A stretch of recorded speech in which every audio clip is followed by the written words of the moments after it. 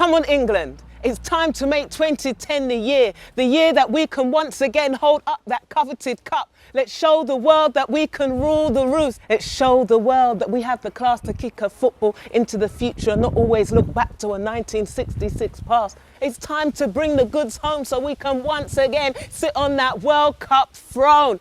We've been waiting to celebrate, waiting for victory. You have the hopes and dreams of many in the soles of your feet and the tips of your toes. You have the power to make a grown man cry with joy or sob with unconsolable sorrow. Come on, England. Forget about the pampering and the faffing around. Forget about waxing your chest or your legs. Just go out there and fight. Fight till there's nothing left. Go out there and do your very best. Come on, you idiot. Pass the ball, man. You missed. I can't believe it. What have you got? Legs made of jelly? My 2-year-old brother can play better than that. In fact, I'll tell you what, my 6-month-old sister can play better than that. All right. Let go of my neck. I was only joking. As a kid, football was a great equaliser. Anyone could play, from the quietest to the poorest to the kid who hardly spoke English. You see, the estate was a rough place. National Front were rife, and families that lived there for years acted like they owned the place, and they didn't want to give up an inch of turf. But the saving grace was Thaxton Adventure Playground, with this scruffy football pitch and youth workers who tried to get us to get on. They'd be like, oi, keep the noise down. Oi, you lot, why don't you just sort it out and play a game of football and stop fighting?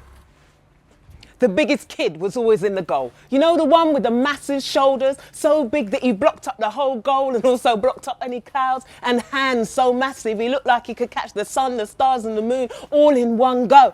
One of the teams would strip off their shirts. Me, obviously I kept mine on. But being so boyish looking, it took a while to convince those that didn't know me that I was a girl. Flat-chested, short hair, but yes, I was a girl.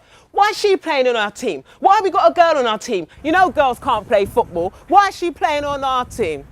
I didn't mind what side I played on. I never minded what position I played. I just wanted to kick a football. And I soon showed them, those boys who refused to pass the ball or ignored me. They soon learnt when I dribbled and the opposition scattered like bowling pins. They soon learnt when my headers always hit the mark. They soon learnt when I ran up and down the pitch without tiring and my lungs stayed strong. Unlike my friends who were smokers.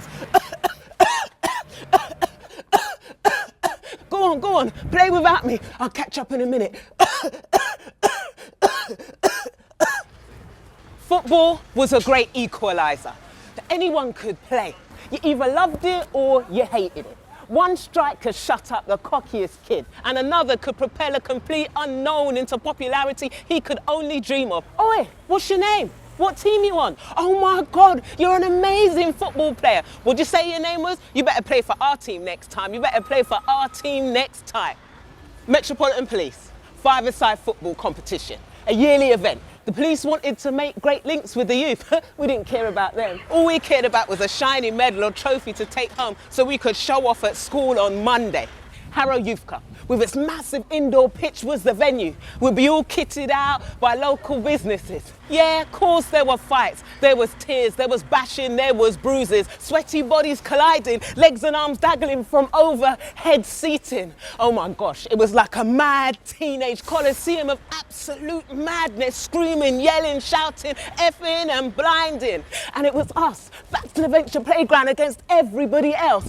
African, British, English, Irish, all of us together. And it didn't matter, no, it didn't really matter if we didn't get a trophy or a medal, because we all piled back in a minibus on the way home with broken doors and seatbelts that never done in, and a radio station that only played one tune. We didn't care. We were exhausted, but we were satisfied. There were 2 green bottles sitting on the wall, 2 green bottles sitting on the wall, and if one green bottle should accidentally fall, there'd be 1 green bottle sitting on the wall.